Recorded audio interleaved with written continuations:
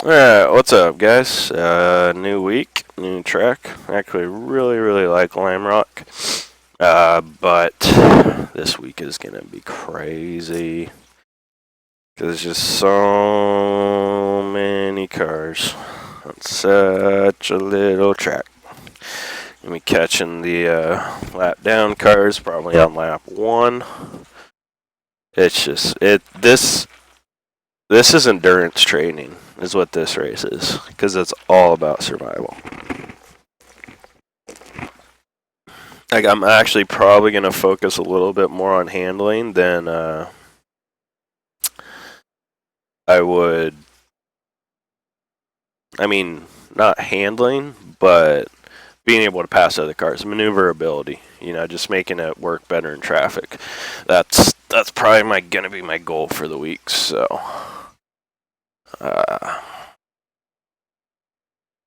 we'll see how we do with that. Got my spa set up out because I am kind of taking a whole different approach to setups after reading a couple more articles, kind of changing my philosophy on the way I look at things. Long story short, the springs, my main purpose for the springs is going to be road holding and how well they can handle bumps and keep the tire in contact with the road. My dampers are going to be how fast my weight transfers. So, more dampening, faster weight transfer for the compression. With the rebound, more dampening will be a slower transfer of weight. Then ride heights, you know, just so we don't have bumps. But the main change in philosophy is the way I'm looking at springs, and also body roll. I'm starting to use a lot stiffer roll bars so the body doesn't roll as much. So when we go into a right-hander, those right side tires are actually have more contact with the ground than the left sides, instead of my previous philosophy was letting all that weight roll over to the left side of the car and giving that outside tire more grip. I'm kind of getting away from that and trying to give all the tires more grip more of the time. And the philosophy behind that is when all 4 tires, like right now, all 4 tires are just sitting on the ground. That's the most weight in total you're going to have the tires pushing down on the road surface. And what I'm trying to say is when we go into that right-hander and the car leans over to the left, yeah, it'll transfer some force into that tire to go into the road, but it's not going to transfer all the force that was on that tire on the right side when it was just sitting stationary. Through the transferring of the force from the right to left, you're actually going to lose some overall weight on of the tire pushing down on the ground. So my new philosophy is trying to keep the car as flat as possible. So all 4 tires retain as much of the force they initially had on the ground. So in theory, I should get more grip because over the entire,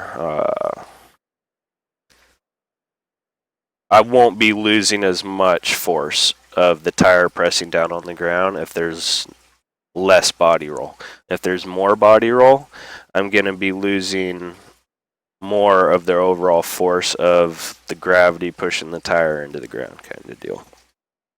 So that's kind of insight to because before it was more let the car roll, but don't let it roll too much to transfer weight to that outside tire, thinking that I'd be able to get more grip on it and it'd help the car turn more, but you're actually losing more overall grip because not all those forces that were pushing the right side tire down when it was going straight are now being lost when that force is transferred over to the left side of the car.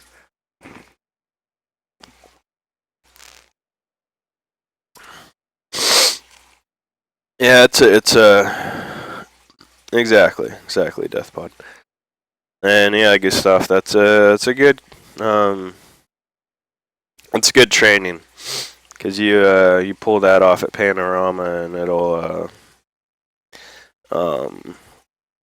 you'll be ready for a lot of other tracks. Well, that's the trick, Tisdale. You can't have. That's where things can still be too stiff. It's just overall in the grand scheme of things, my whole setup's going to be stiffer now because it. Excuse me.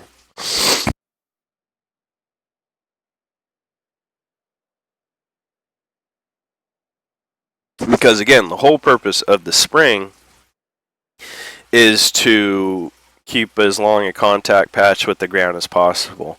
So if our springs, excuse me, so if our springs or anything, or roll bars, anything else is too stiff and it's causing this tire to skip, then we need to back out whatever's causing it too stiff. I'm thinking that's what's going to happen here because my spa setup's pretty stiff, and I'm guessing that I'm going to have to soften this up. And it's the same thing with roll bars. Yeah, you want to make it as stiff as possible to keep the car as flat as possible. But when it starts getting to the point, say like we have a really stiff rear roll bar and we have a really stiff front roll bar, if it gets to the point where those are so stiff that when we're going in that right-hander, it's actually picking up, like in a rear-wheel drive car, it'll pick up the right front wheel if it's too stiff, and then you're losing your contact patch. Or you hit a bump, and instead of the two tires being independent of each other, they both lift up at the same time, causing less of a contact patch. So that's where you go too far. So this track is probably going to be backing out a lot of settings because this is my spa setup. Will that not give you more pressure on the tires? That's more tire wear. It'll actually be better for tire wear. For example, say we're going into the right-hander, right? And this is thinking about driving at 99%, not overdriving the car. As you're going into the corner with the old setup, the softer setup, more weight's going to transfer those outside tires, creating more force, creating more heat. The contact patches that are going to be, this is just my thought process, the contact patches that are going to be on the inside tires are going to be smaller, doing more work over less tire area, so I think it's going to wear out that part of the tire more. By keeping the car flatter, you're sharing more of the load over all four tires. It's just like you're sharing more of the load over all four tires, so in theory it should create less heat. It's just like tractor trailers. That's why, you know, they have two axles on the back of the trailer. You know, if they have to carry a real heavy load, then they have 3 axles, 4 axles, so they can spread out all that force to all the different tires, because I'm sure if you had a 2-axle trailer and it didn't snap in half carrying a weight that should be for a 3-axle trailer, it would put a lot of heat into those tires. Exactly, yeah.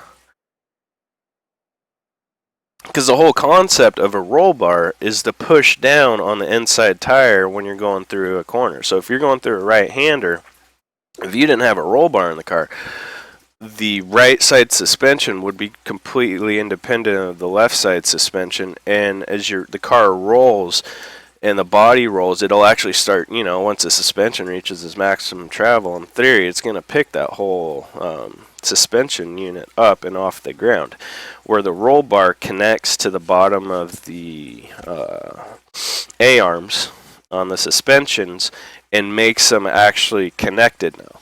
Without that roll bar, the suspensions are completely independent. You put that roll bar in, they're now connected, and when the car rolls, the way the bar is it pushes down on the bar over here, which also pushes down on this little lever over here, and then causes, instead of this suspension coming up, it pushes it back down because this one's getting pushed down. So it's forcing this one to push down. So let's go just run some laps. And in the link on the YouTube video, I'll put a link to a really good tuning page I found that helped me start thinking differently about all this. And that's not, and kind of the dilemma I'm having is what I was doing was working, and I could adjust the car to do things I wanted, but I don't think in the long run it's as efficient as I can be. So that's why I'm trying to, it worked, but I don't think it's the best possible solution, obviously, because I'm reading tuning stuff out of Real Racing forums and stuff like that, or just articles, and they just kind of help me think about things differently.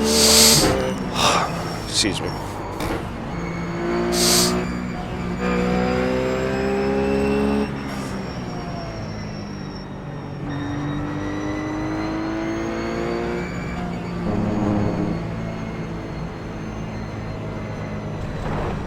Ah!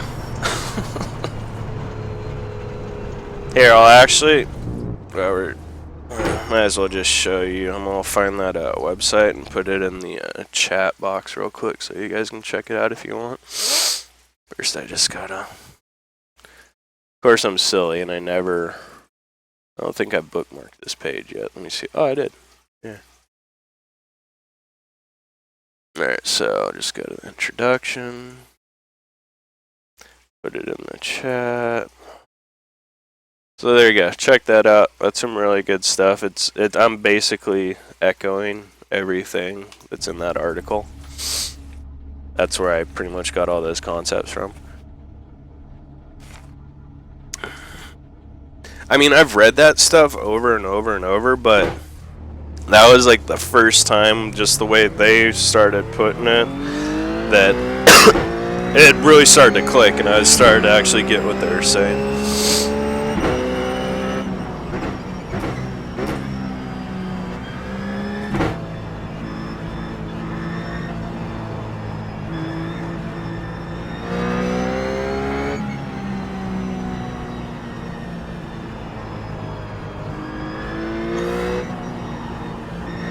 Been a while since I've been here, but I mean, just love this track. Used to race it a lot in the SRF.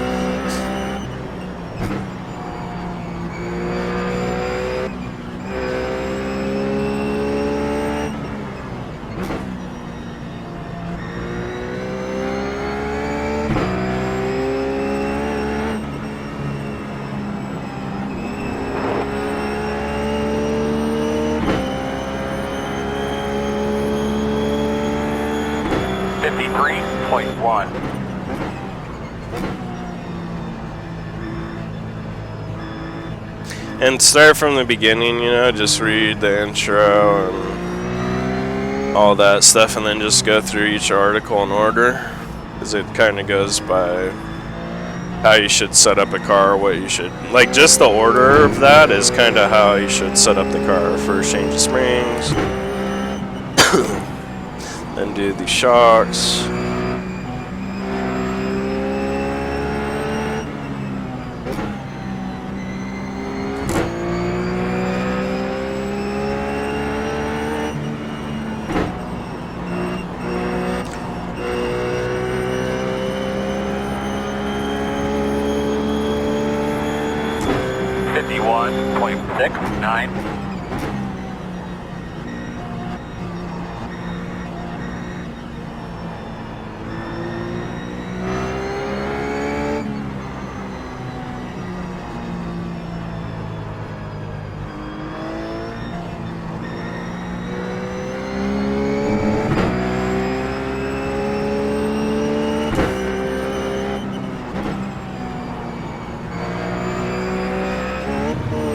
Full throttle, first time.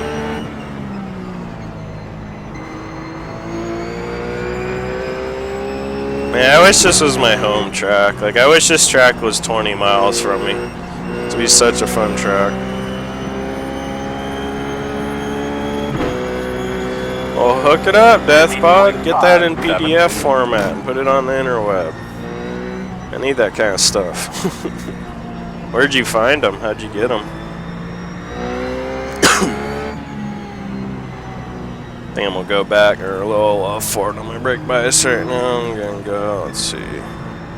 Just already went up one click, so let's go up 47.5, see how that feels.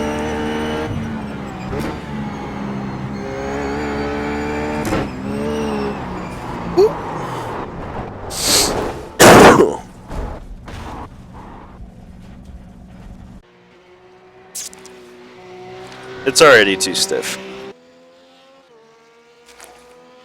I just can feel the thing bouncing all over the place.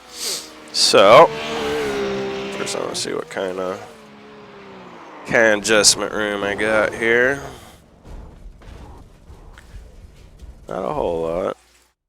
Right now I'm just going to go down one click in the front because I'm not really noticing the rear being insanely stiff yet. And we'll just let the ride height drop. Not really worried about that right now. So right now I'm just kind of looking for a good smoothness factor with the springs. It's the front end not quite jumping around as much, the steering wheel not dancing around in my hand quite as much.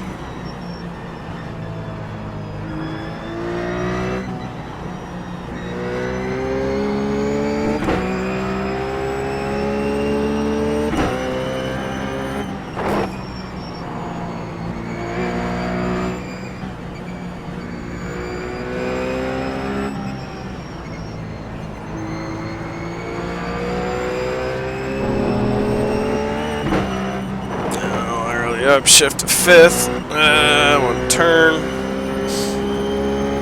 It already feels a little better over the bumps. Still probably can go a little softer. Actually, probably put more travel in the suspension.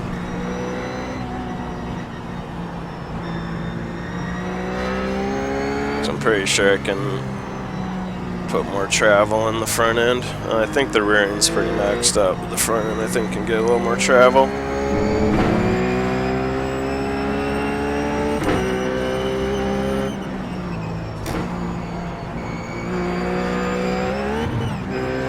Definitely a wheel spinner. Probably every time over that hill.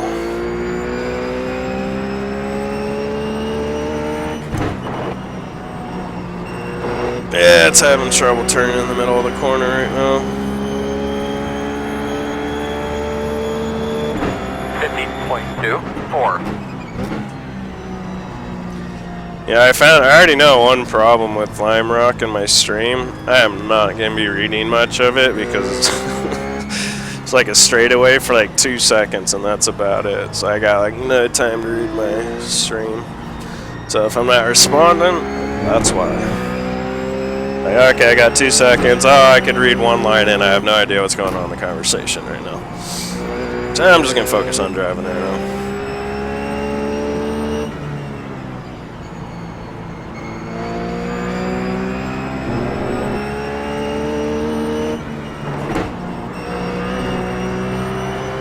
Yeah, need some more rotation. Through the middle. 50.36.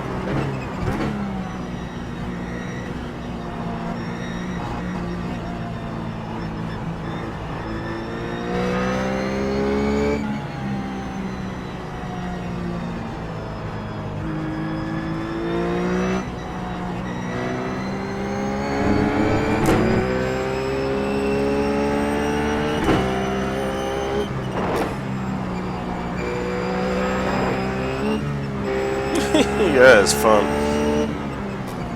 Man, that car was barely on the ground right there. I gotta stop going to third gear through there. I'm starting to wonder if it's almost a better idea to keep it in 4th gear just to get the car to rotate more through the middle. I think that's what we'll keep doing. I don't know, because I think if I can get in 5th gear and go through there, it'll be quicker. 50.43. So, something to work on.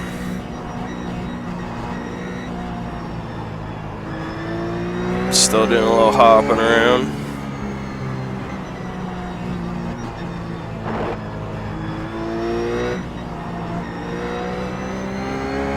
Almost feels like the tires don't have enough pressure. I haven't checked the weather either. Forgot to do that. So, hopefully I can remember to do that. Oh, that felt like the front end got off the ground that time. Man, that is just fun. That'd be so fun in real life, if not terrifying.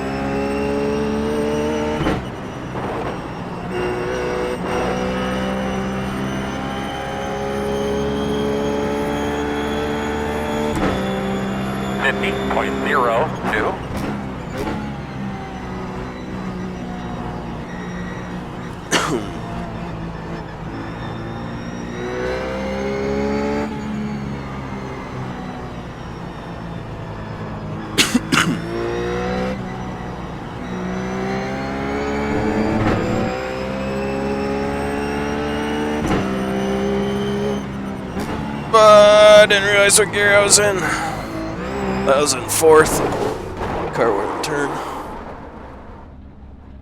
Alright, let's see what kind of weather we got going right now.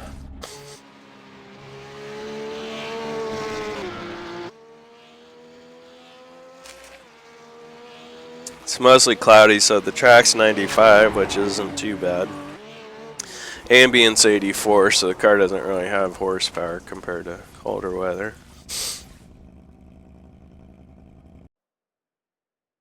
Oh yeah, we need to get these front tire Ooh, wow, look how low that is. Hey, I want this up around like, wow, these are low. This is probably the first thing I should have done. Alright, so let's go up one click, because I want to be like around 181, 183, so I'm going to go up one click there. 3, 7, we'll just go up 2 clicks there. Leave the left rear alone. 3. We'll go one click on the right rear.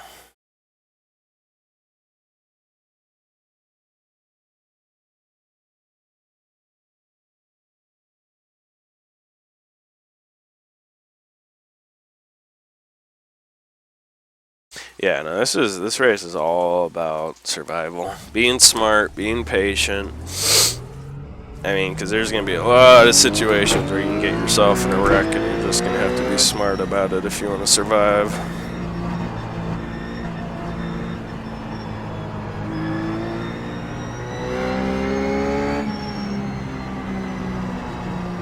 There you go. Front end's not quite feeling as sluggish as before. Still bouncing around, but it's not. Before it just had understeer push and felt sluggish.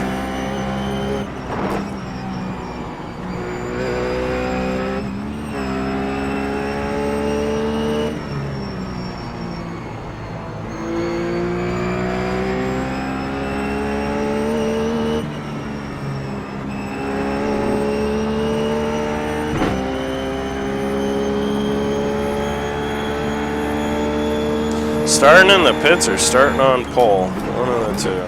Anywhere else, and you're in for a ride of your life. How you doing, Sprint King?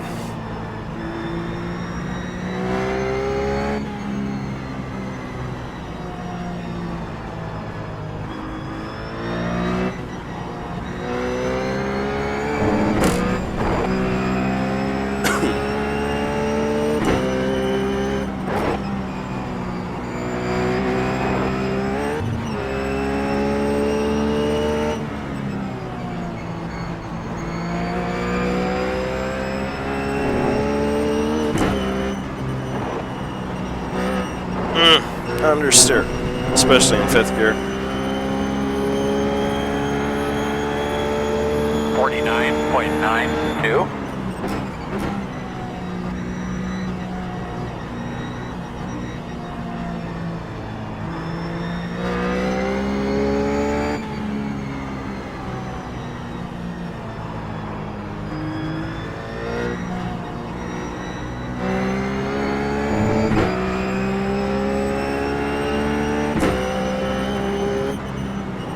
Ah, wrong gear again.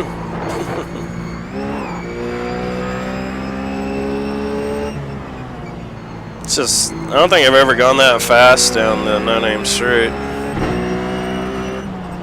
I didn't realize how fast you're going before you have to go through the uphill.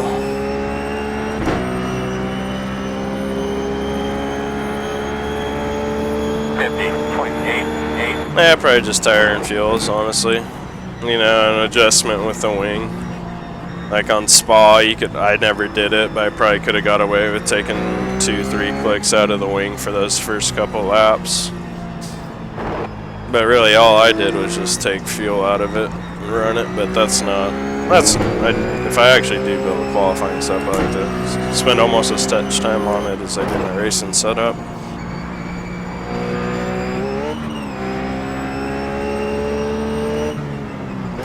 And it's just adjusting little things here and there, like damper settings, just to get the car to handle just the way you want. But the main stuff is fuel, tires, wing. 49.54.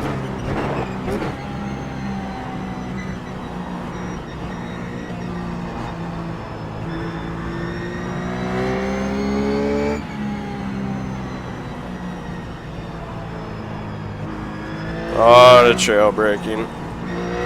Lot of trail braking. Every corner is trail braking.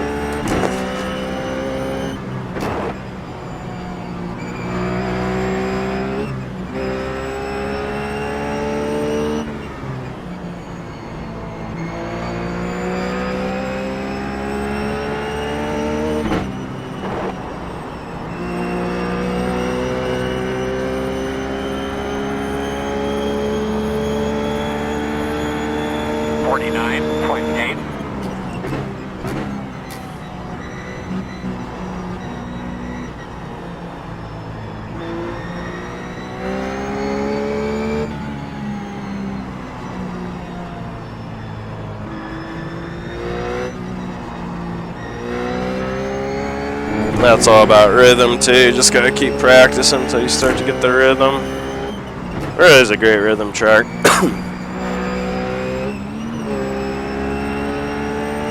Car just wants to spin out on you, so you do have to lift every time coming up over the hill. You want to live. On there in fourth gear, and I don't know, maybe fourth gear is the way to go through that corner. Just the car turns like it should in fourth, doesn't in fifth. Too early to know for sure.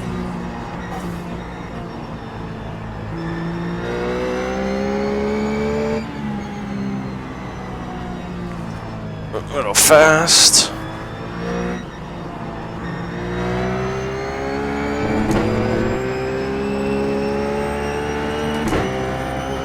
Man, this is this is hectic, and I'm by myself.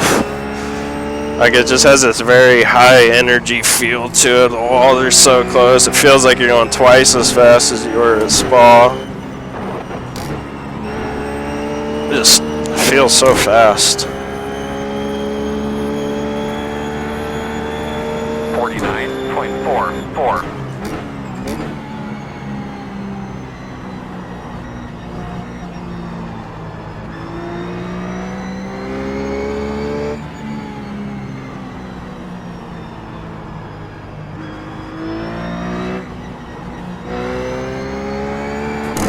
It's got pretty good balance to it right now.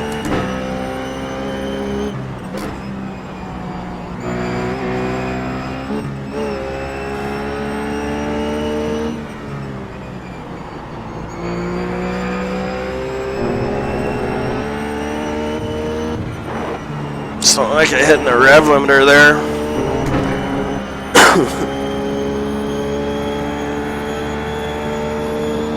49.03. This is gonna be nuts. It's gonna be fun though. I mean, they race freaking Miracle Moss ears here, so.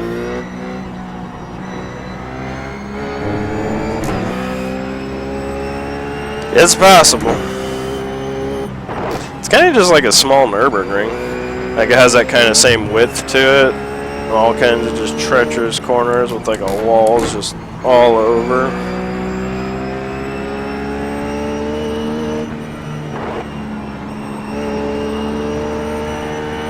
Alright. Let's see what the tires are like.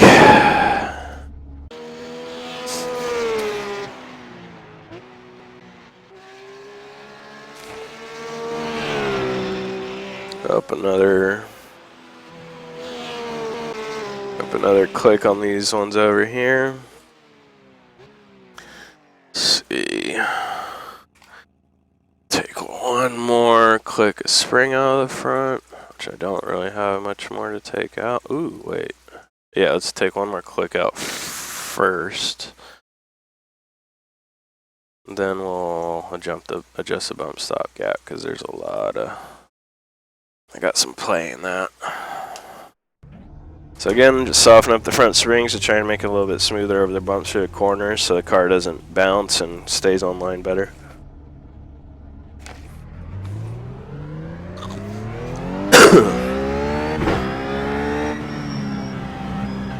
I'm not quite sure if this week will be as popular as last week.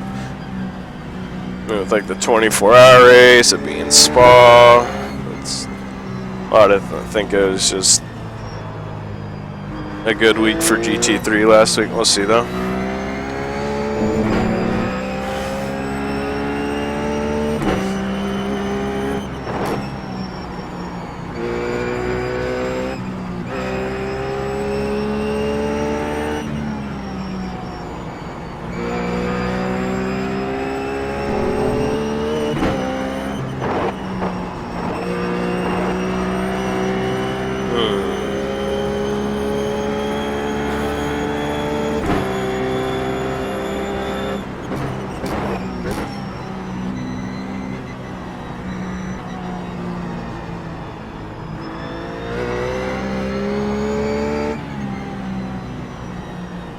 Already starting to think about maybe a lower caster setting, just to get a little bit more rotation in the front end. I'm not sure if the last corner is too fast a corner, and it might have the opposite effect. Because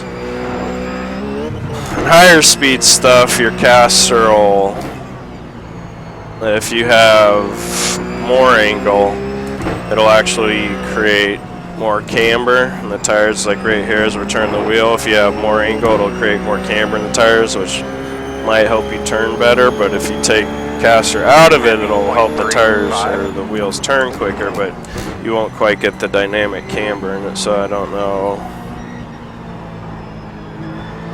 not quite sure how exactly caster will affect that corner, but I'm gonna try it here later on.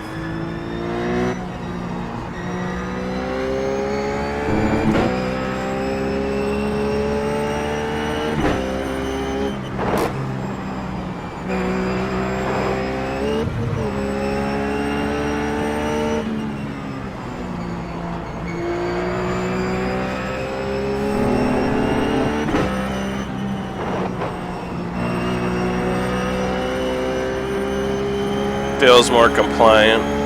Feels like it's holding the road a little bit better. 3.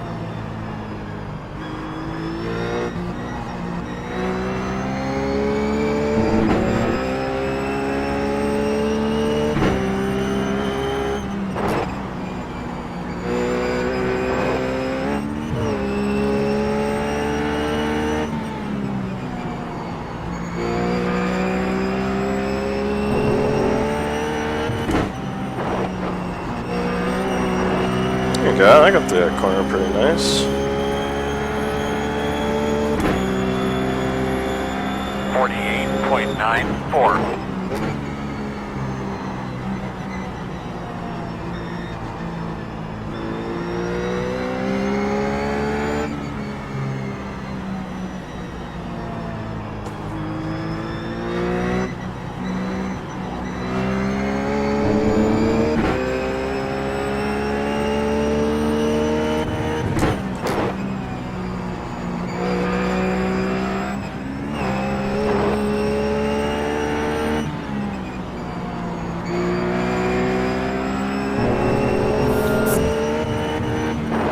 Oh, no, you didn't. Thanks, Frank King. 49.4. Man, this Like in real life, this track would just be such an attack on your senses. Because right now, I just kind of feel overwhelmed with how fast I'm going around. I cannot imagine going around this thing in an HPD, having to pass other cars. Like, man.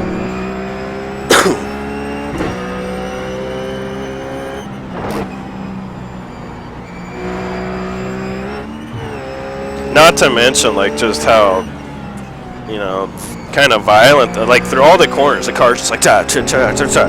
Like, your body would just probably be numb by the time you got done doing this.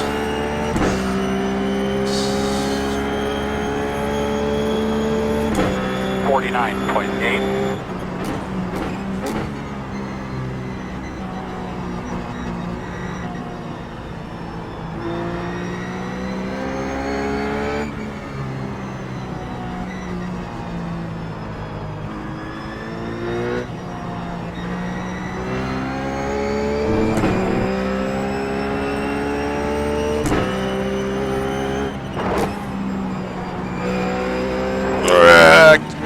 If you get the right line, you can get on the throttle real early there.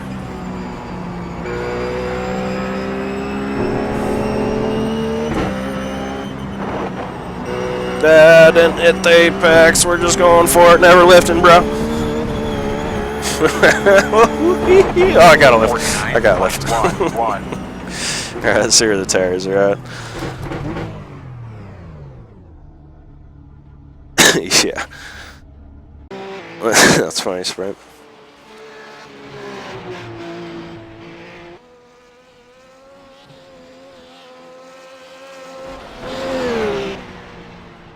Alright.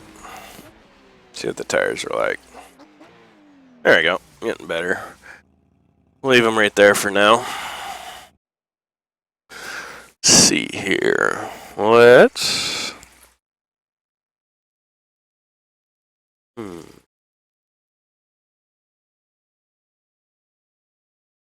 I'm gonna go one more click. Actually, I'm gonna go back up 2 clicks. So I want to see how much ride height we've been losing because I haven't been adjusting that when I've been going down. So we've lost about 1.5 millimeters thereabouts. So let's go down again. 66. We'll go down to the last softest springs possible for this car. And we'll raise the car back up to 67. See how that feels. When you put those softer springs in, causes the car to sag a little bit more. Yeah, Death Pod, I will. Well, I'll be practicing that once we get into public sessions. Then I'll be able to start practicing all that. Right now, it's just getting that solid baseline, figuring out what we can do here. Yep, that's a very good point, Death Pod. You gotta. It's just as important as anything else. It's kind of like in NASCAR, the whole Daytona thing, where some people, the teams with not as much money have to put all their effort into practice qualifying, where the big names teams kind of more or less practice how their cars will behave in a pack of cars. Same kind of deal.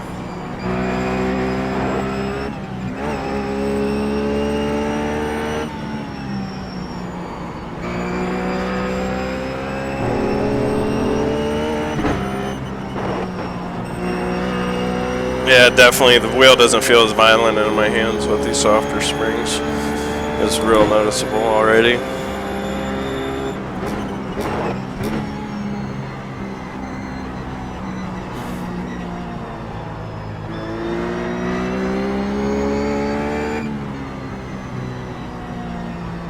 Oh man, tough corners, but fun.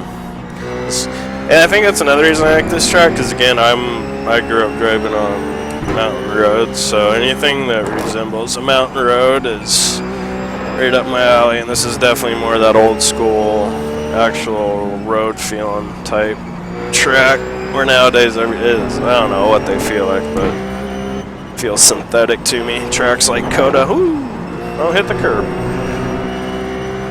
It's, I don't know. They don't have as good a flow to them. You can find a flow, but 49.25. it's just not as fun as tracks like Brands Hatch and this and the Nürburgring. The Big Kahuna.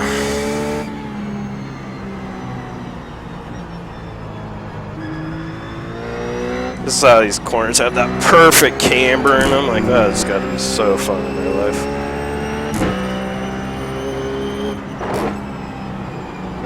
I can't imagine what this feels like.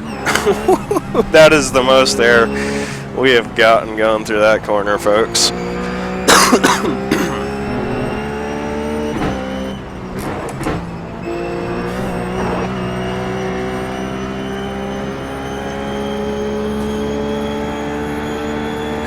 Yeah, last time I drove this track was probably like a year ago, and it was in a Mazda. I just went and did a Mazda race for fun. Since then, it was probably the SRF, which was like, I raced like 3 years ago, something like that now.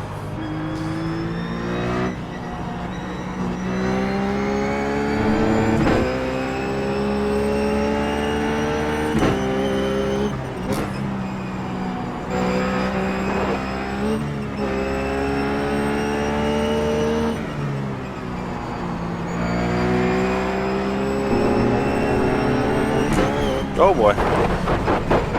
We're not getting out of this one alive. It's alright, car felt good. I don't think I really want to do anything to it yet.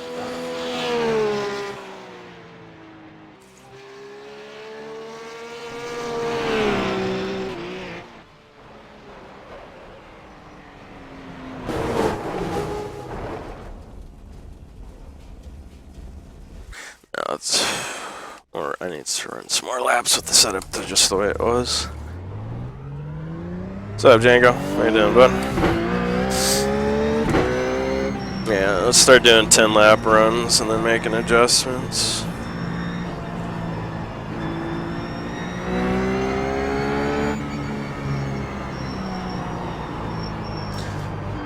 Eventually, I gotta see how this one goes over the long haul.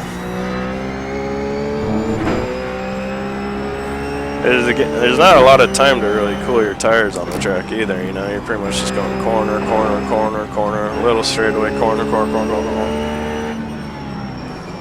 The tires don't get, especially your left side tires, you get a workout.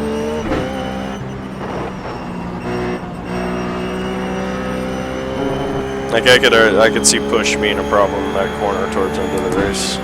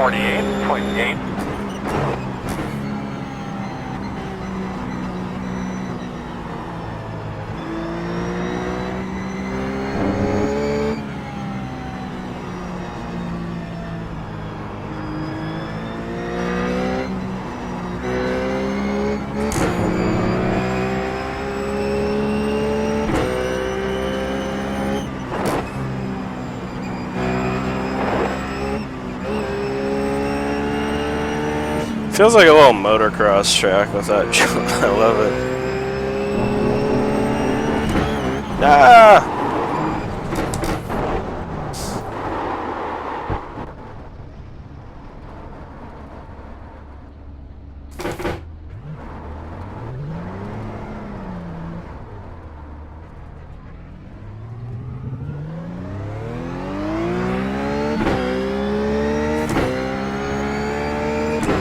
Hey, what's up, bro? How you doing, bud? 5.1.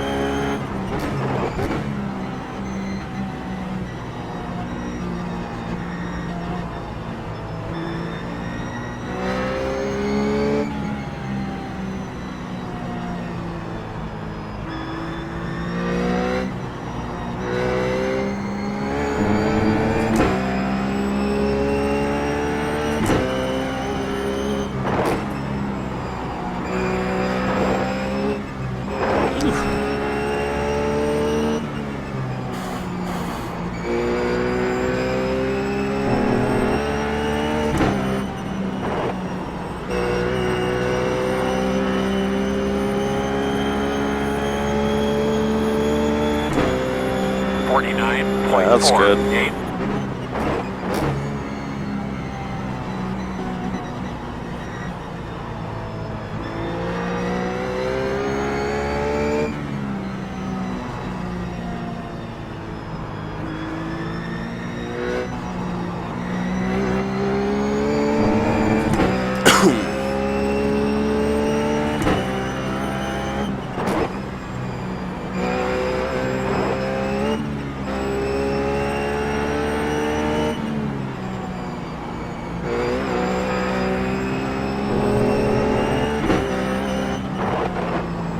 Ah. So I gotta work on my timing. 49.37.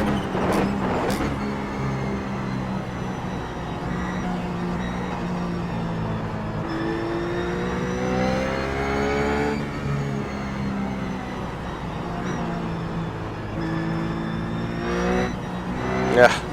Again, so I need to work on the timing.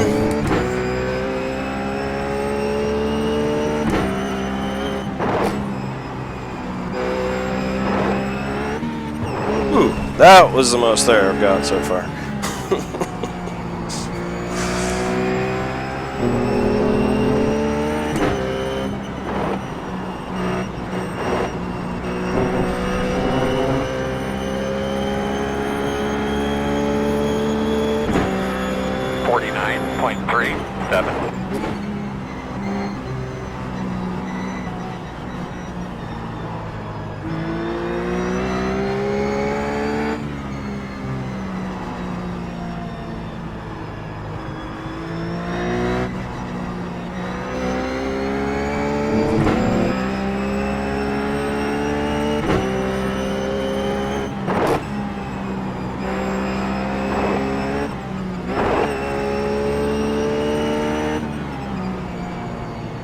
I like how I just tried to peek over the hood.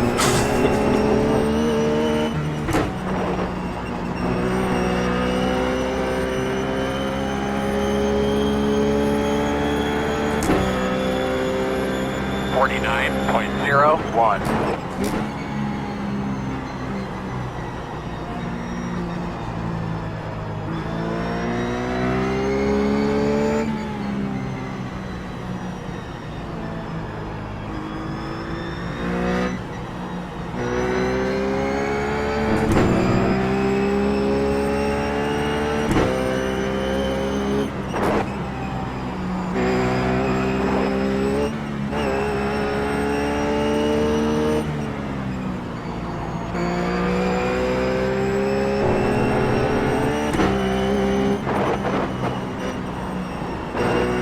Oh man, that's so difficult because you're going so fast and you have to just time it just perfect, and the car's kind of bouncing around. Sometimes it wants to turn, sometimes it doesn't. Difficulty level is high, and I'm driving by myself.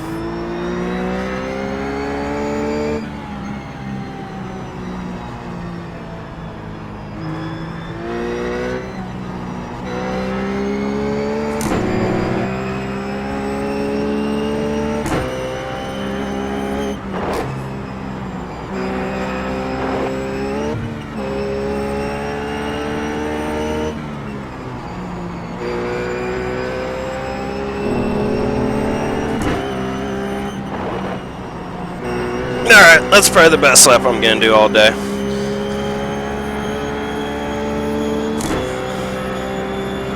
.45. This is going to be so exhausting. Just this race. Oh man. So imagine an endurance race here would be a real test. Like, your brain would be fried.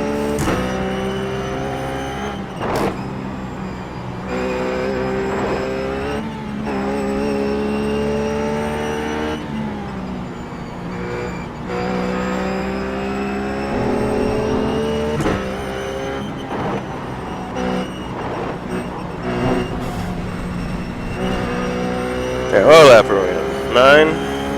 We'll do 15 laps because they're such short laps. There's 6 more laps here. Or 5 more laps.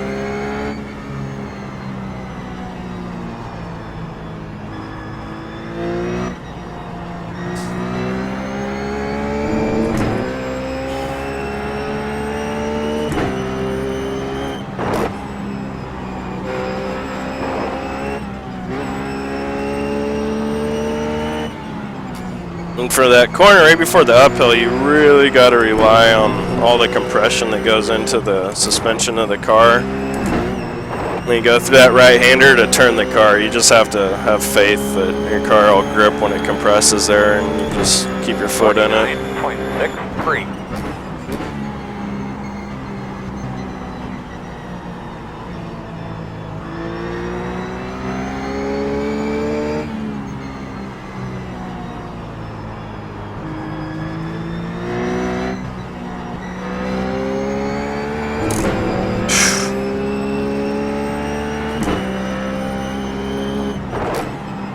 I just can't. It's not gonna turn, is it? I gotta watch that replay.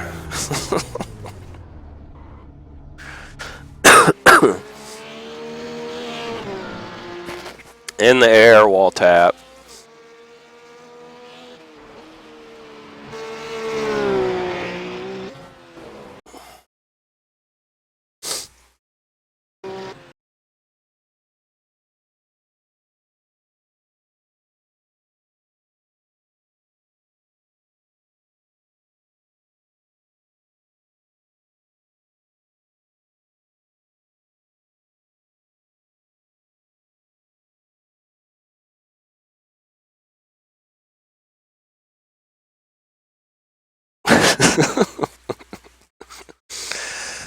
But while we're here, I just want to see what some other laps look like. What was my fast lap? See what my fast lap looks like when we went around that corner.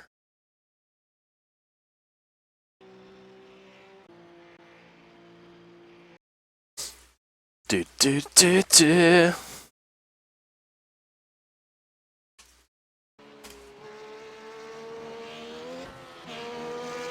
That's just fun. That is just fun.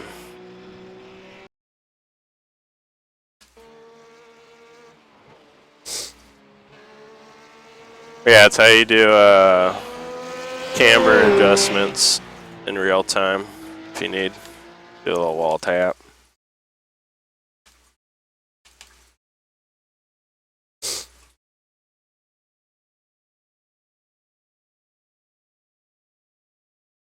That's just cool. Alright, I'll save this. I do need to do a lot more testing.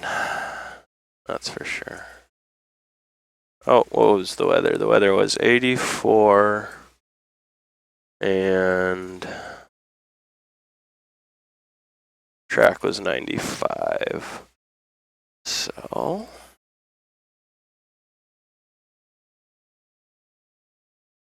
what is 84 Celsius? It's 20, we'll just call it 29. It's 28.8, but it rounds up to 29.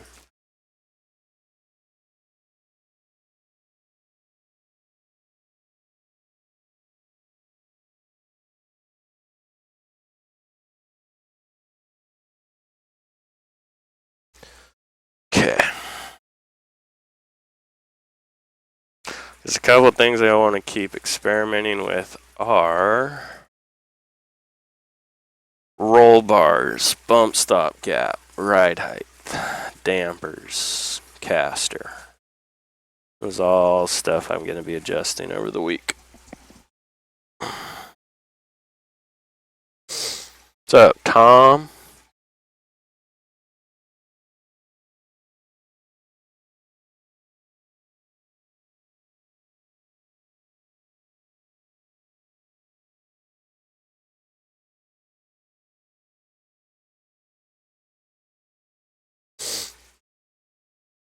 That's a good idea, Tisdale.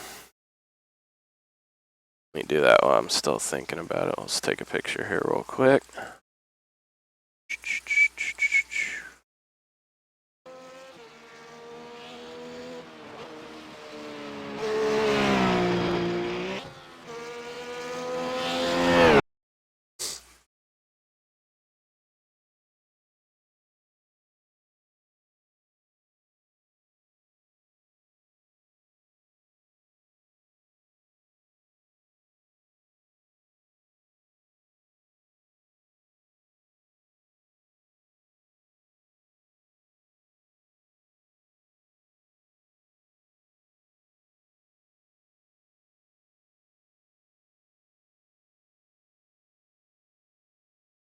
I think from behind the back would look a little better for some reason. Oh, maybe a side shot. I think a side shot looks good. Come on, get there.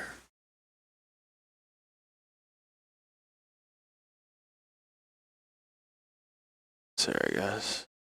I got a hedge in my way.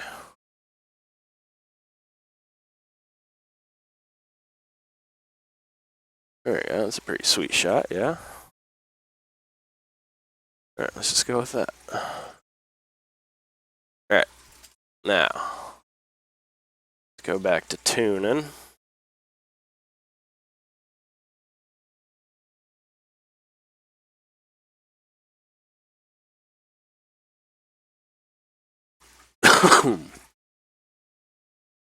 Alright, what do I want to do first, though? I want to do less caster. I just really think this is going to benefit me here because it's just such tight little twisty turns.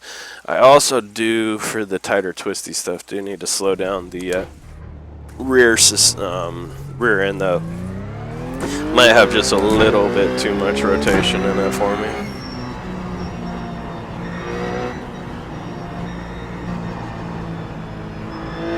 So with taking an angle out of the caster, we're basically turning. The easiest way to think about it is, like most things, is in exaggerations. And if you have more caster in your car and you're thinking about a motorcycle and one of those custom jobs that have the 5-foot front end forks and front tires raked out, well, they can't turn very well. You know, they don't have a very good turning radius because that front fork's out there so long. And when they turn the wheel, it actually puts camber into the tire, and that's what I was talking about for this corner earlier. If you compare that to, you know, a dirt bike with a very low rake angle for the front forks, that can turn a lot quicker, or that can turn in a lot smaller diameter circle. And so that's what you're doing by taking caster out of the car. In effect, is you're just allowing the car to turn in a tighter radius. But you do lose some of that dynamic camber effect when you turn the wheel. With more caster, when you turn the wheel, you get more camber becomes available in the front tires. So that's a trade-off.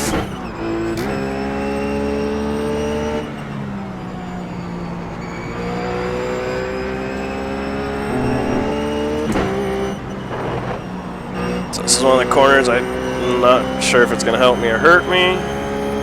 That kind of felt neutral. These other corners, everything else, it should help me.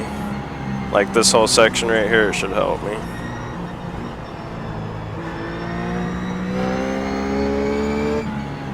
Here's where I kind of feel a little too much rotation in the rear end, maybe. I don't know, we'll see. Might be one of the last things I adjust because it's not the end of the world and it's probably only one click of damping change will fix it. Work on the rest of the car and then see if that gets sorted out by just working on the rest of the car.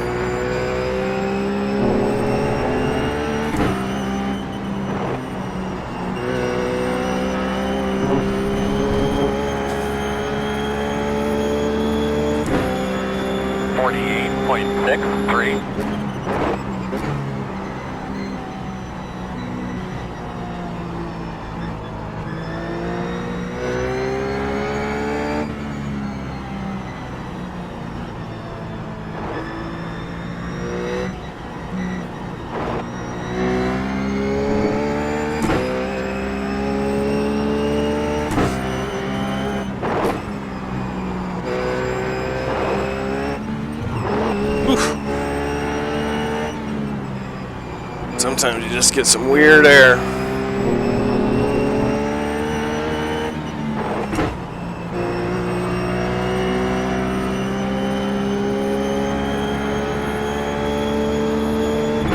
Yes, Rob. 49.12.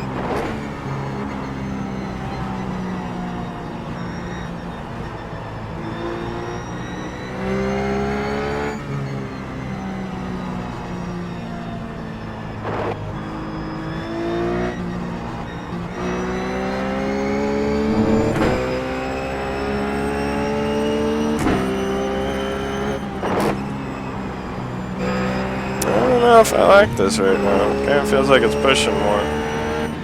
I might just be starting to drive too hard. Probably need to back it down a little bit. Probably overdrive an entry.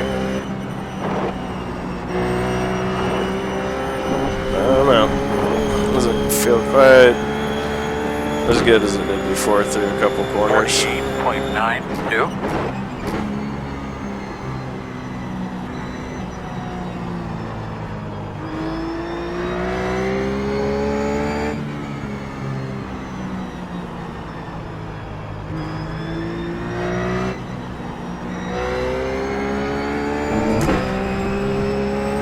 Oh boy.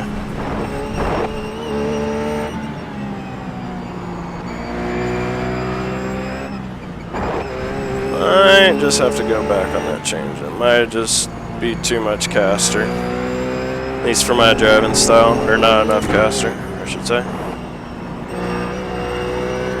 Nah, I gotta give it a couple more laps, drive a little bit smoother, see what I can do here before I can really make an adjustment. 49. Determination on what I should do. Decision. Can't even think right now.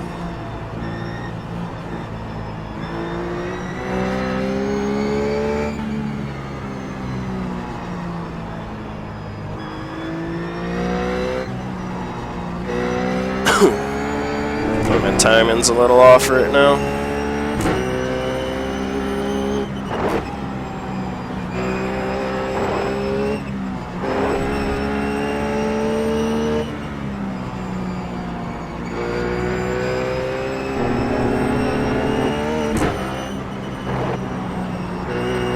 I feel like this is going to be a workout for these front tires. One of the cars right now. Just needs more rotation, the fast stuff. 48.8. Front end needs to turn better.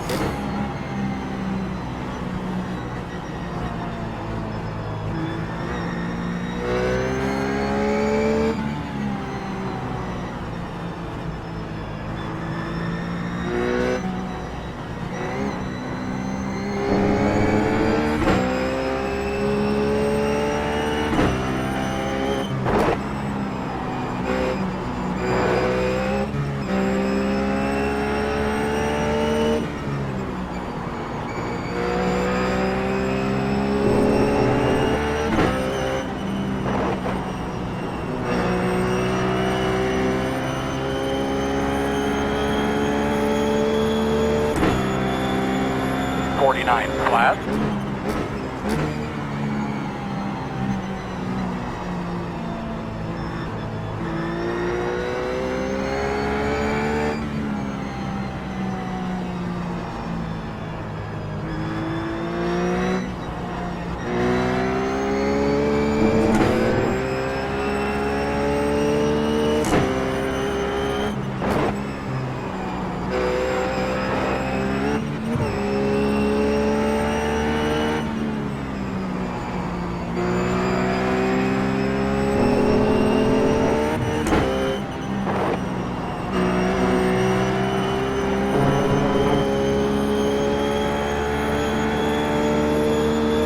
Eighth final lap, we're in a pretty doggone good time. Oh, way too hard.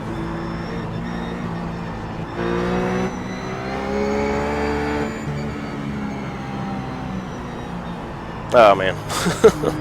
That's the thing about this section is if you go offline, you lose time in the whole section because it's just so much rhythm to it.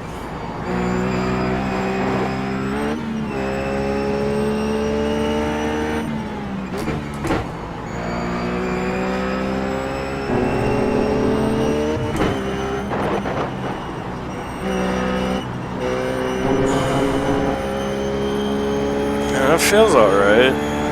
It just, I don't know, I guess it doesn't. Some of those adjustments you just really maybe don't feel wasn't big enough, or it's not having as big an effect, but nothing, it could have been also because I just hadn't done enough laps with the previous set, so I wasn't in tune with it enough to really see what felt different. So what I'm going to do is I'm going to go back on that, drive it again, and see how it feels to see if I can figure out what feels better. So right now I'm just kind of confused.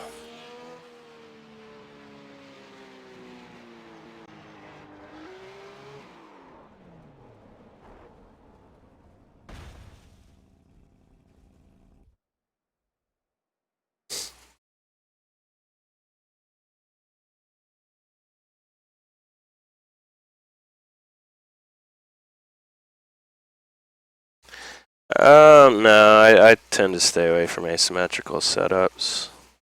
I mean, if you're going to favor anything, maybe favor, whatever. The lefts, if you have to, then, like, yeah, make the right side a little bit lower.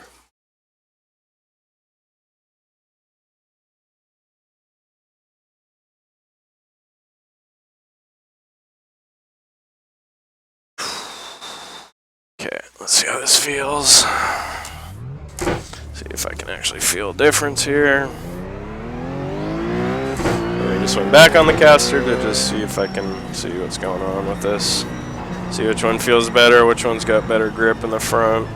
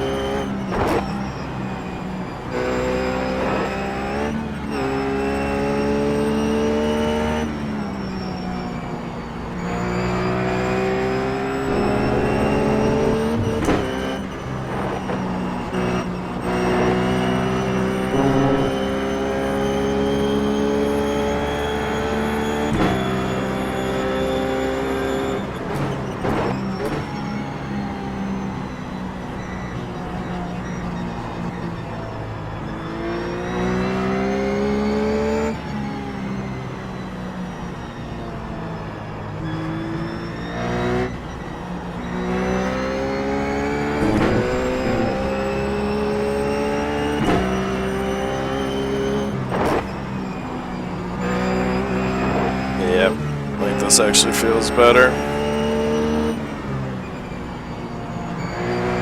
Give it some more laps, but it just feels like it has more rotation.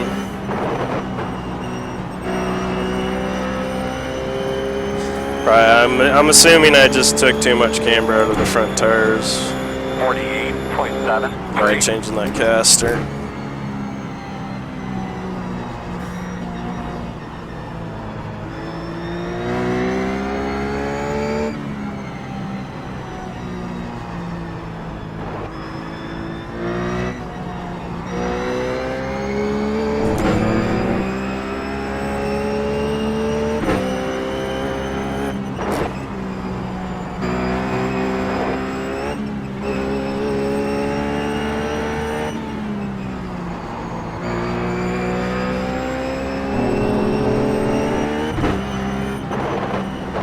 Whoops.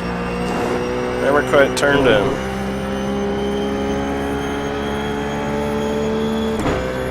48.98.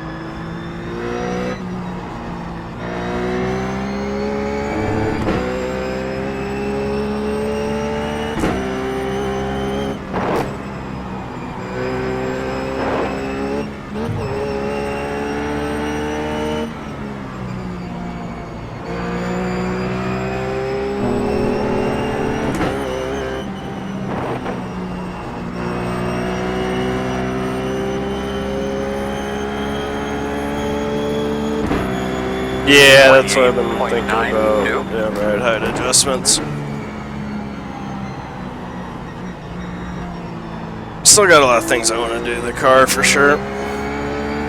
Just got to work on them one at a time, though, to be as effective as possible.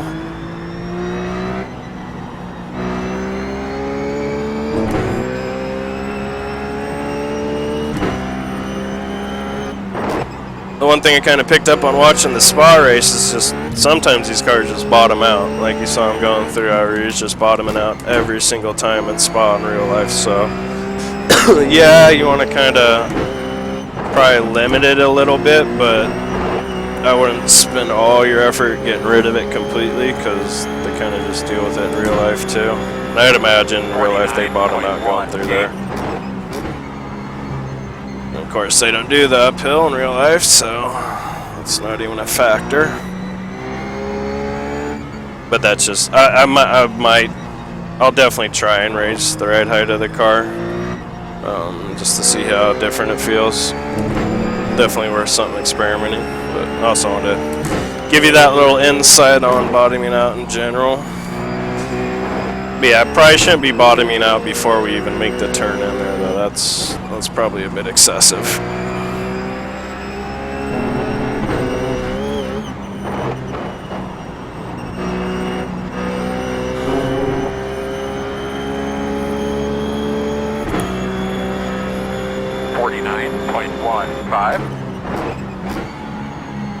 But yeah, again, I probably shouldn't be bottoming out going into turn one.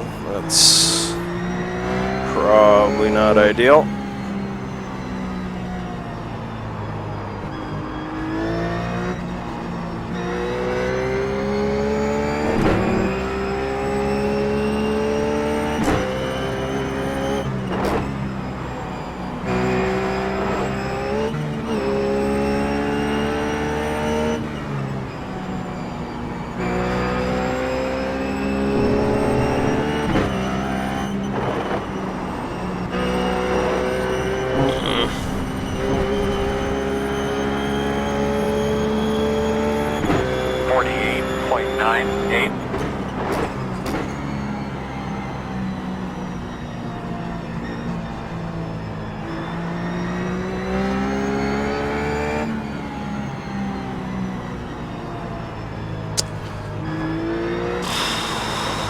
Right.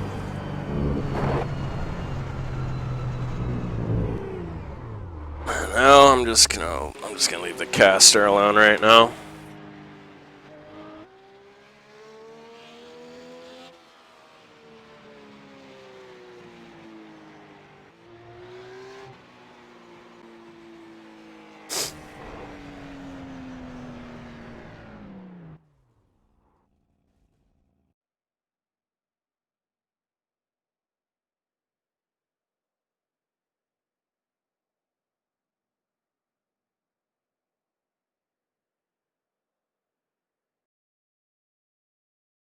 I'm gonna increase this low speed.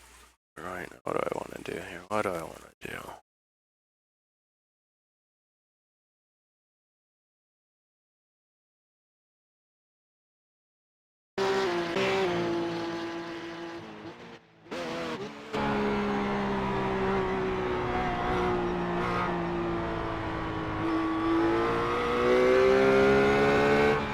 Just kind of watching the suspension right now.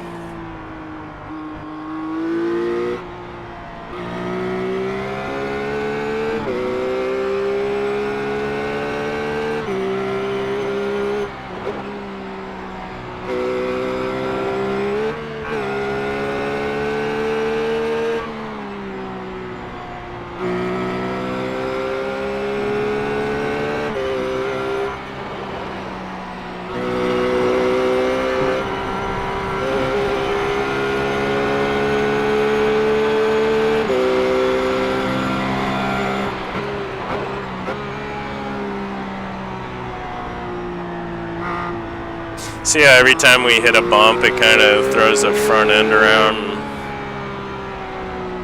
messes up the car staying online.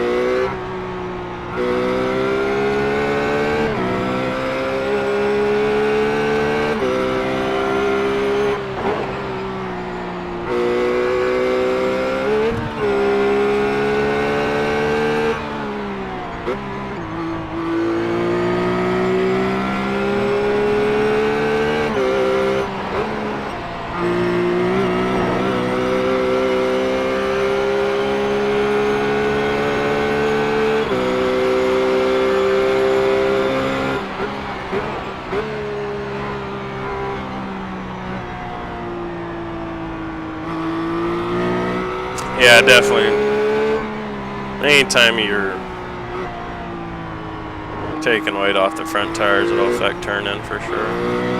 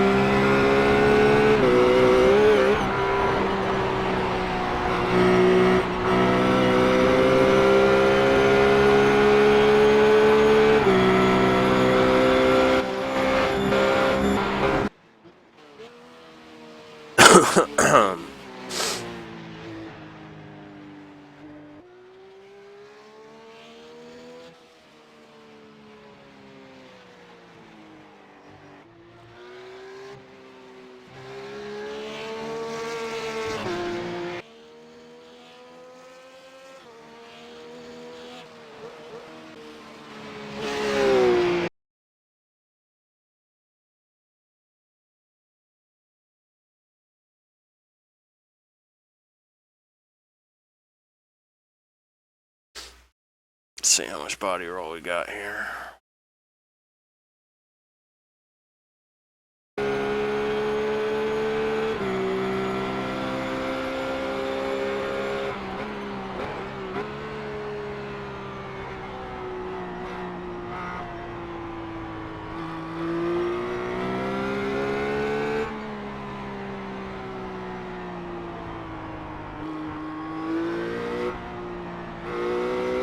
I think I might actually want to soften up that front roll bar, because it seems like it might be lifting up the inside tire, going through corners a little too much.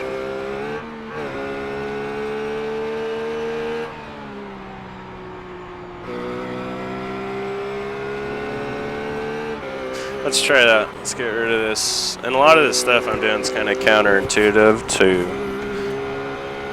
what I used to do. So the whole theory here is soften up that front roll bar, so now this inside wheel is more independent of this one, so every time this one hits a bump and lifts the car up, it doesn't lift this inside tire up off the ground so much. This side will be as independent as this side, so that'll give us more of a contact patch. And because body roll isn't necessarily a bad thing from what I was reading in that link I provided earlier, it's not necessarily a bad thing. I mean, of course there's extremes and all that stuff, but main point is it's okay to a certain point. Right here we just want to see if getting that inside tire to not lift quite as much gives us a little bit more overall grip in the front end, which in turn causes the car to turn more.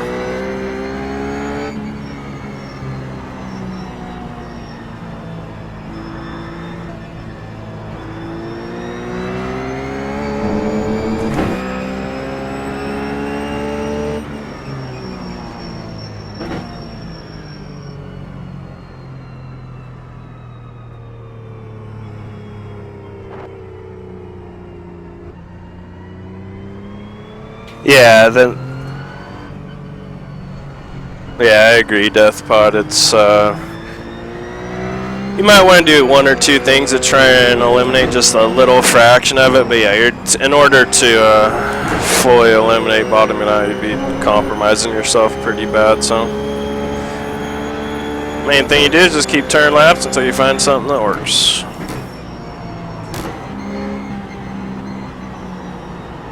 And now I need to get my focus back.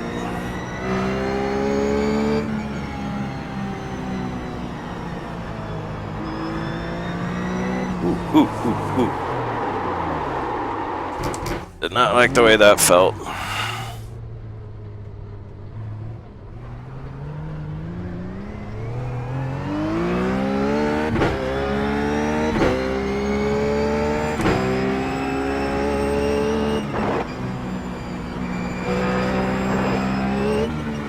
I mean, the bottoming out on that uphill doesn't bother me at all. The only bottoming out that I could see would help me if I didn't have it is right here. Right there.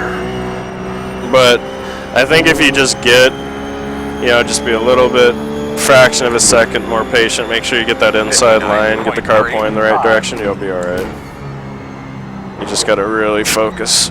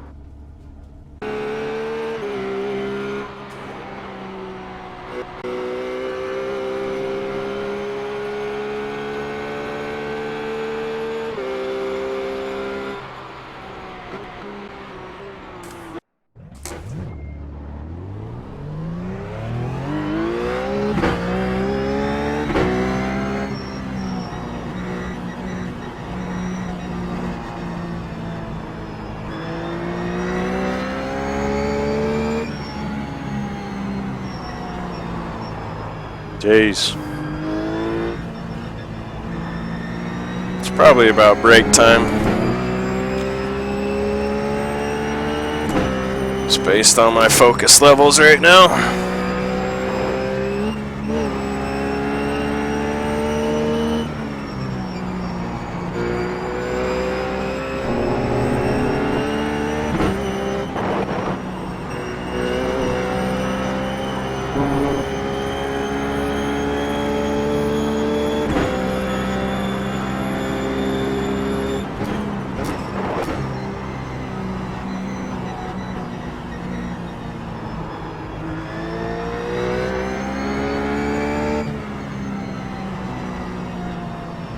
Funny, in turn one I could actually feel a point where it hit a bump and kicked the front end up, and just the front tires basically came off the ground. I was able to turn the wheel just a little bit more. Like I can actually feel it jumping.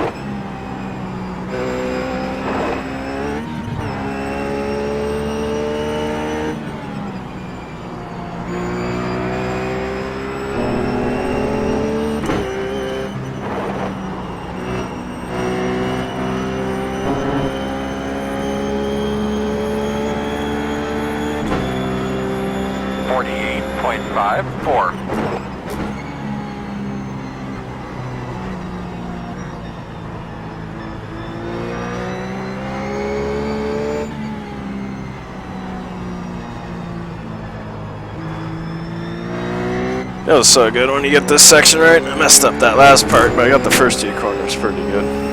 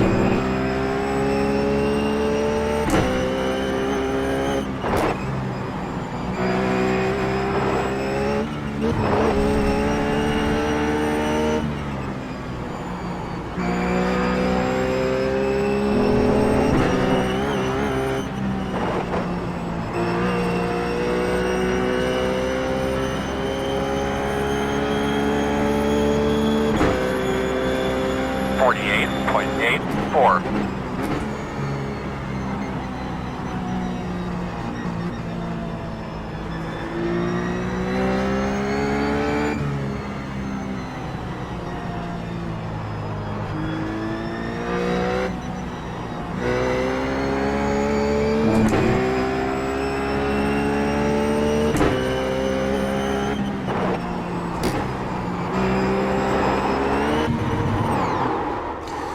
I like it.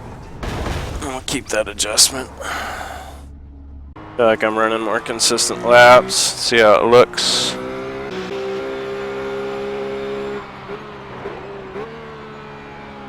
So it looks awfully bouncy, doesn't it?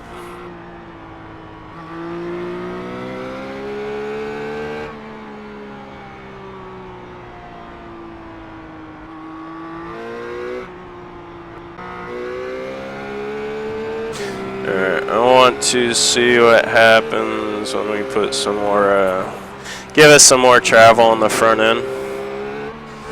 I got up about 7 millimeters in the front. Let's just go up 7. See if this, A, see if it takes the bumps a little bit better with a little more travel, and B, see how much more we bottom out now. Now the front end will be able to go a little bit lower.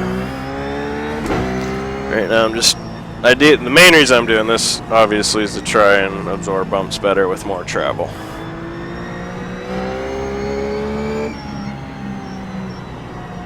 The side effect, too much travel, bottoming out more. So let's see what we get.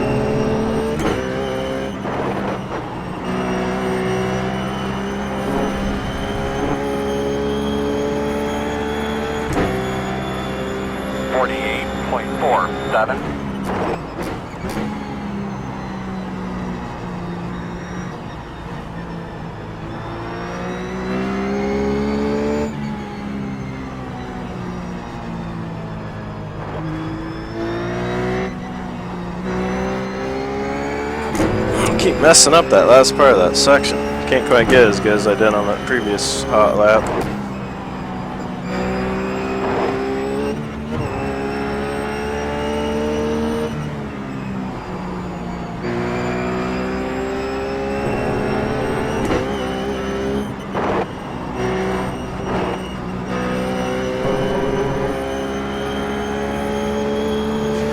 Realistic weather, it's 84 ambient, the track's 95 degrees.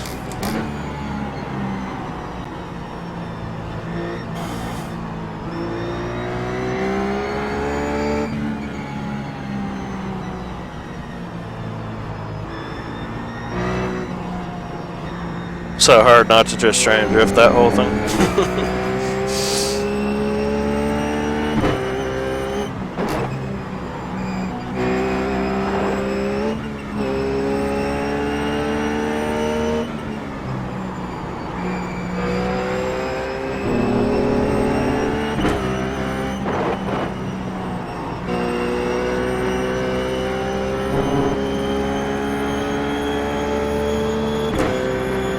49.03.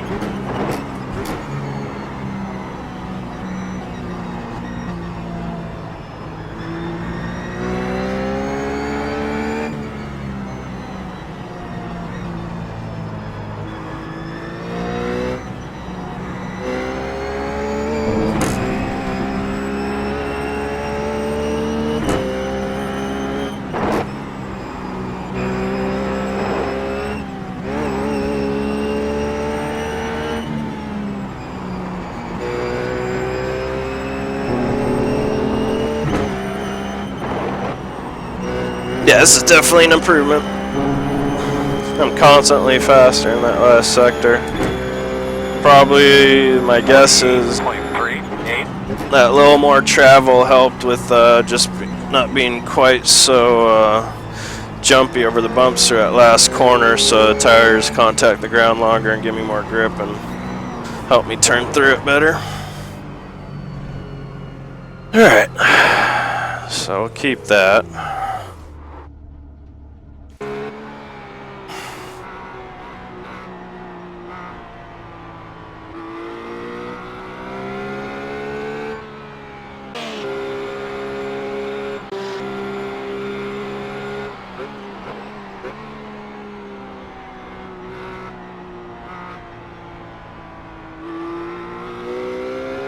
Still jumping all over the place, huh?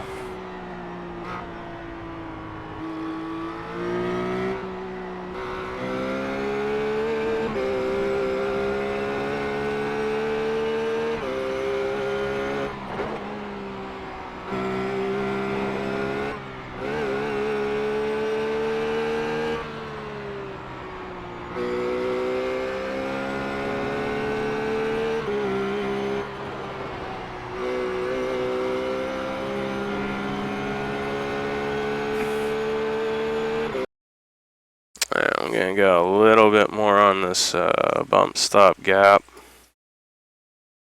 Another 3 millimeters. Or 4 more millimeters, sorry.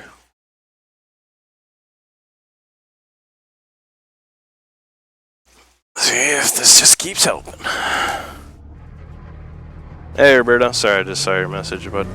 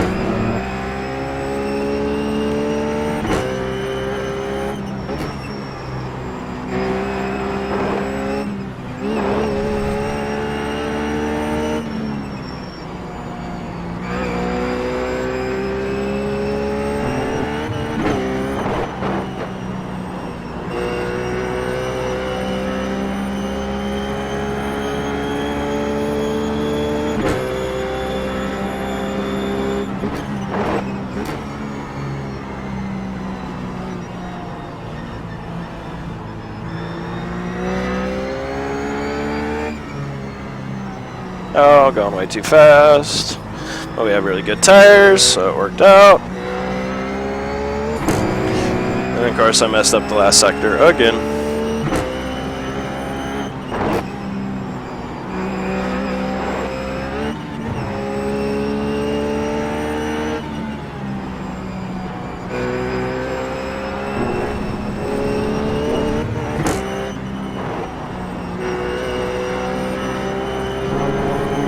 I think that travel on the front's helping me keep the course going through that last corner. 48.4. Keeping that front end tracking instead of bouncing up and going offline.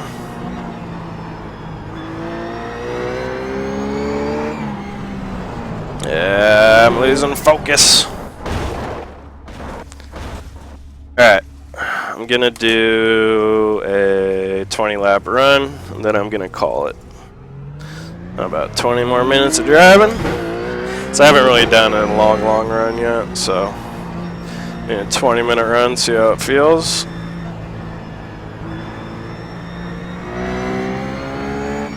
If I can do 20 minutes, that is.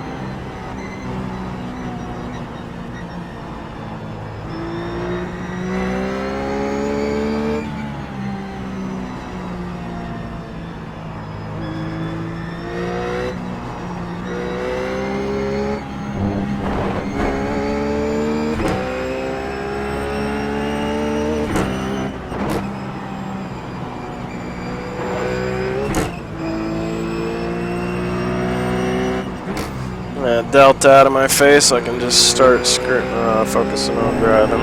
Stop worrying about that. Maybe I'll be able to focus on my line. 49.5.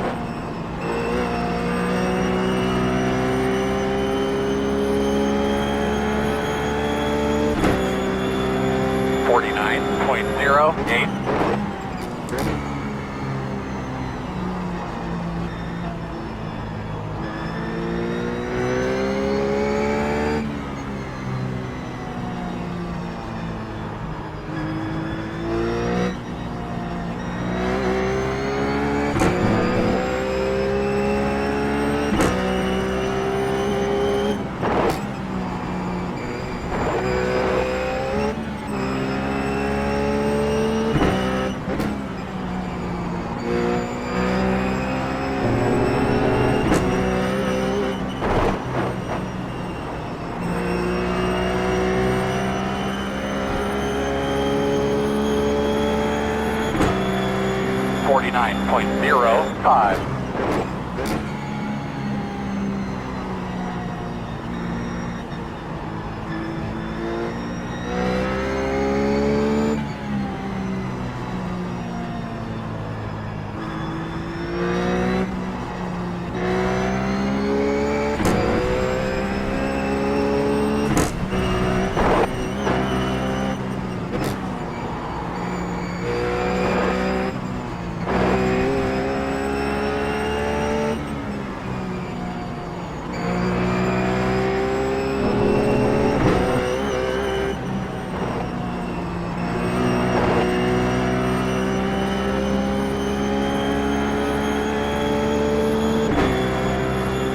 49.42.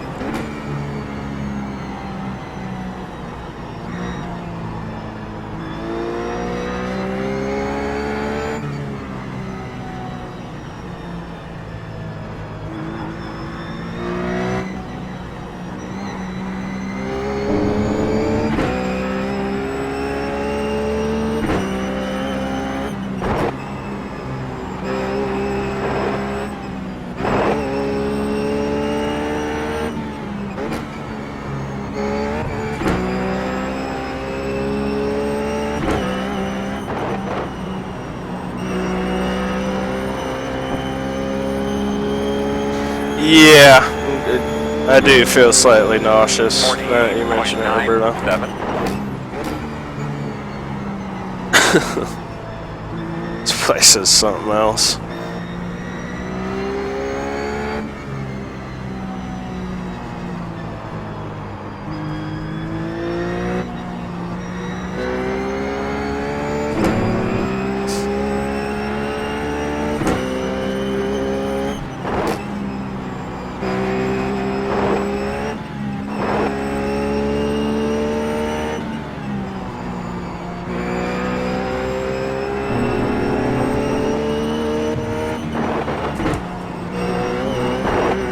Car definitely gets through last corner a lot better than it did when I started the session. 48.85. I do think that really came about just by softening up the front end and allowing that inside tire to get a little bit more grip. They're just the tires in general to get more grip by not bouncing around so much with the stiffer suspension.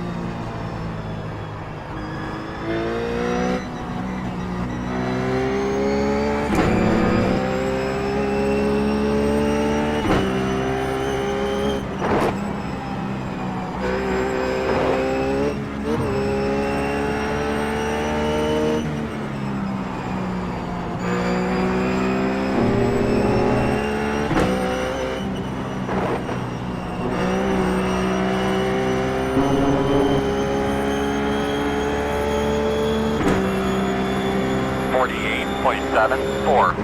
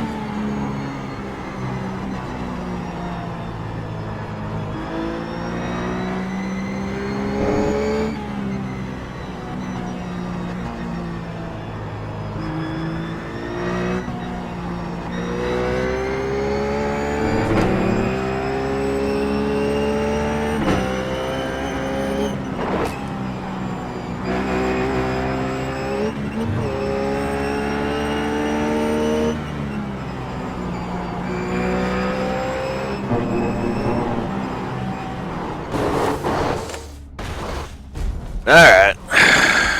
I'm done for now. Well, that's game.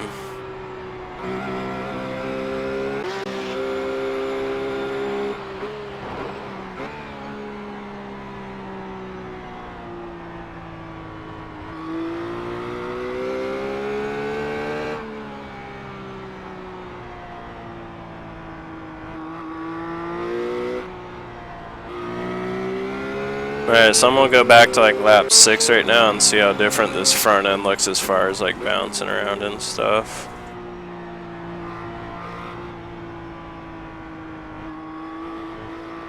Here, let's actually go to some faster laps.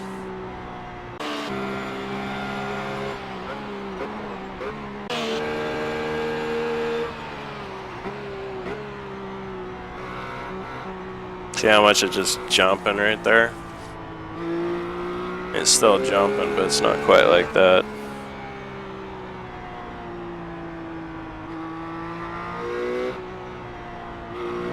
I'll probably do a race tomorrow, Tug Tug.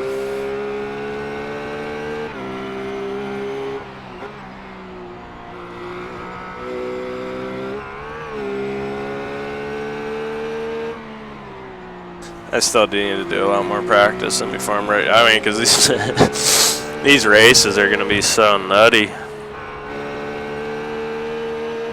Okay, so that's what it looks like when I only had taken a little bit out of the front springs. So let's compare that with the lap I just basically finished.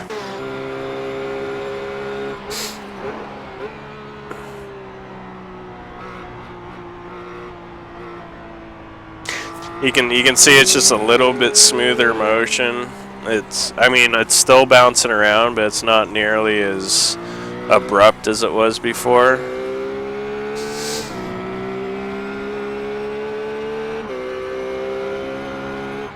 No chicane until they get the proper chicane. The chicane they have here is the most ridiculous chicane in all of motorsports. It's just so absolutely ridiculous. The updated chicane's nice, but yeah, you can really see the difference going through that last corner between the two different setups. Let's watch this going through this last corner here. This is with a stiffer setup.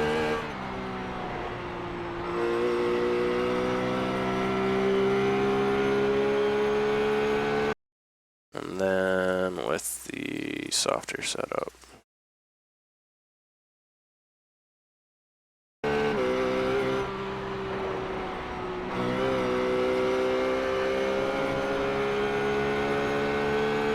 Maybe I still have to do like damper adjustments. I'll even probably mess with the, I'm actually going to bring this left front down a click. That's getting too hot. So let's take that down and save that, because I'm sure that'll equalize to closer to all these. Yeah, probably going to be adjusting still with some rebound stuff, maybe more bump stop, ride height. Yeah, the cambers wears look really good all around. Probably keep the camber where it is.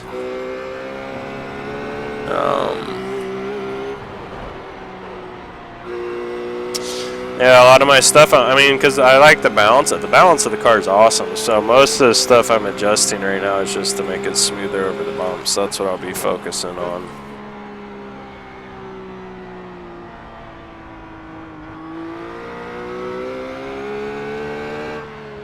Yeah, I'm gonna race here, Roberto.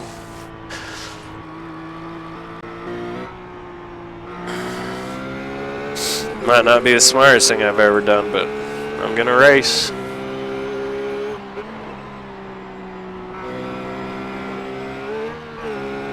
Yeah, what's up, Nonzo? Actually, just about ready to take off. I'll probably go get a burrito, take a nap, and start doing some public practice. Alright, guys. Look at that, it's almost 2 hours right there. That's ridiculous.